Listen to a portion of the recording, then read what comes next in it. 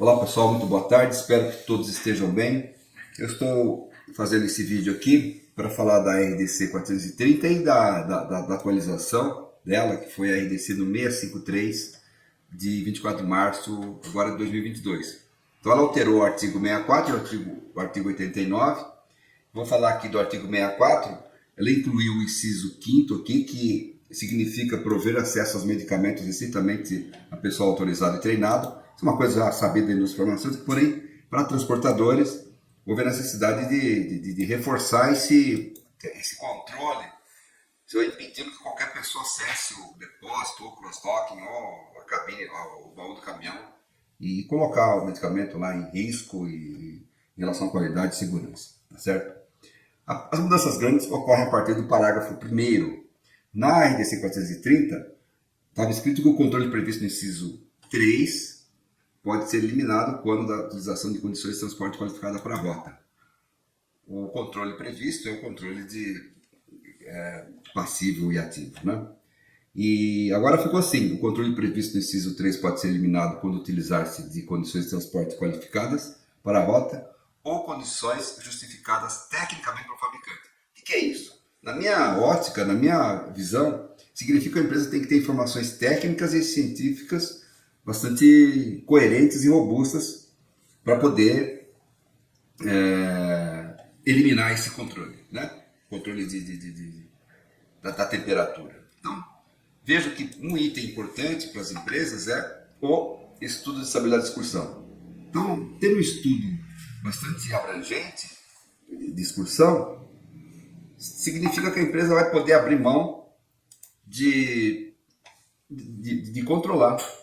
Vai poder abrir mão de controlar. Se ela tem um estudo que mostra que o produto, por exemplo, hipoteticamente, é estável a 60 graus. Nós sabemos que nos estudos que foram feitos, algumas rotas durante algum período do ano, em alguns dias, ela chega a 40 graus. Algumas. Então, significa que o produto que é estável a 60 graus não vai sofrer problema nenhum no transporte. Então, é importante que tenha isso. O outro é o estudo de mapeamento de rotas prevendo sazonalidade para essas mesmas rotas, né? A gente já tem dados que mostram que determinadas rotas em certos períodos não precisam de controle. Por quê? Na sazonalidade, algumas rotas mostram que a temperatura não chega a 30 graus. Então, nesse caso, você pode fazer um monitoramento periódico apenas, né? Então, por que você vai investir num transporte mais caro? Tá certo? Não faz sentido isso. Outra coisa que eu anotei aqui também, que está dentro da minha visão desse assunto, um controle efetivo e eficiente do transporte, como abertura de portas e a questão da parada do caminhão. Parada para almoçar, parada, enfim. E isso mostra que a temperatura sobe.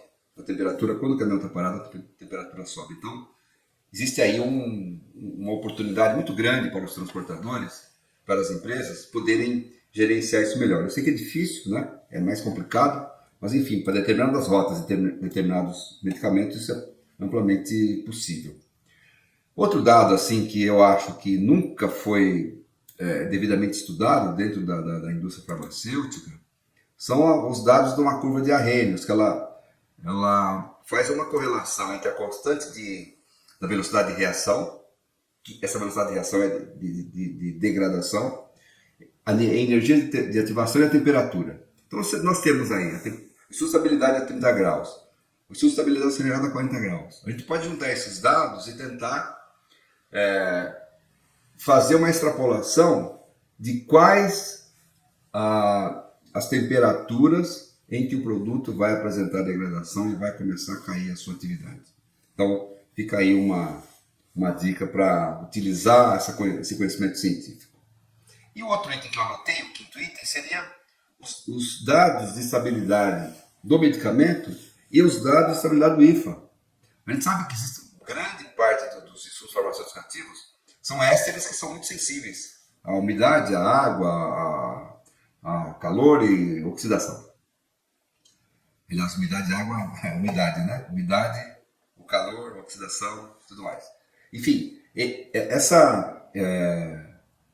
esses dados se você tiver alguns IFAs que são muito solidamente estáveis, você tem uma informação bastante precisa, bastante boa, que pode ser utilizada também na questão aí de juntamente com a análise de risco, sem eliminar esse controle. Mas aí precisa ter informações bastante precisas. Então essas são as minhas observações aqui, que eu vejo como bastante cabíveis e possíveis de serem utilizadas pelas empresas. O outro parágrafo aqui, é o segundo, ele foi revogado, que é o que trata aqui do transporte até a dispensação final, até o ponto final da dispensação, dentro de 8 horas. Isso aqui foi revogado, ele virou o parágrafo 4º que eu vou ler daqui a pouquinho. O parágrafo 3º é a questão de avaliação de risco para casos onde as variáveis do processo de transporte, que não sejam continuamente controladas ou monitoradas, e bem como o controle de qualidade, e desses produtos que sejam transportados em condições diversas daquelas definidas nos registros, né? Então, com isso, pode abrir mão do controle e do monitoramento. Tá? Então, qual é o exemplo aqui? Existem alguns casos onde o produto obrigatoriamente se encaixa em uma condição única de registro, mas o estudo de estabilidade mesmo mostra que a faixa de temperatura estável é maior. Então, por uma questão regulatória, ele é obrigado a registrar ali, mas acontece que os dados que ele tem são dados de maior estabilidade, então ele pode abrir mão disso desde que ele comprove. O parágrafo 4º, é o monitoramento previsto no inciso 2 do caput, diz que pode ocorrer de modo periódico em rotas definidas como piores casos. Após análise de risco, considere similaridade de rotas, dados climatológicos, tempo, distância, sazonalidade, modais de transporte, horários e outras variáveis críticas. Então, esse parágrafo, antigo parágrafo 2º, virou o 4º agora, ele ficou mais flexível para as empresas, né? Desde que você tenha, na minha ótica, aqui, mapeamento adequado para direcionar com todos os dados e uma análise de risco dessas rotas, incluindo aí a rota crítica, ou as rotas críticas. O parágrafo 5º é sobre o controle de umidade. Então, pode abrir mão do controle de umidade desde que a empresa justifique tecnicamente. E aqui, claro, existem muito poucos produtos que são sensíveis à umidade, né? São poucos, é um percentual muito baixo. Então, mas eu citei alguns aqui que são produtos que a empresa consegue comprovar facilmente que não são sensíveis à umidade. Produtos líquidos, não higroscópicos, não sensíveis à umidade, embalagens comprovadamente impermeáveis, tem os estudos de permeabilidade. E os dados de sustentabilidade podem resolver essa situação aí para a questão da umidade. Muito simples na minha ótica de comprovar. E agora entrando no artigo 89, que fala dos prazos, então foi concedido um prazo de 3 anos a partir da data de entrada em vigor da norma. Só que ela entrou em vigor no ano passado, março de 2021, 16 de março de 2021. Significa que as empresas então têm 2 anos apenas para preparar todos esses estudos. Significa que vai ter 1 ano, o prazo era de 2 anos, né, para fazer esse mapeamento, só que agora tem 1 ano só. Então, contando a partir de 21 para 23, são 2 anos, mas 1 ano já foi embora. Então, significa que a empresa tem 1 ano exatamente, ou menos já, né, nós estamos em abril, tem menos de um ano para poder estruturar esse mapeamento e identificar os seus pontos críticos. E a partir de 23 até 24, de março de 23 a março de 24, a preparação e a implantação de sistemas aí para poder controlar adequadamente, certo? Então seria isso. Então, na verdade, nós temos 2 anos apenas para essa norma entrar em vigor, sendo que 1 ano é para mapeamento e outro ano é implantação das soluções para poder controlar como for o caso, certo? Então, pessoal, era isso que eu tinha para falar com vocês.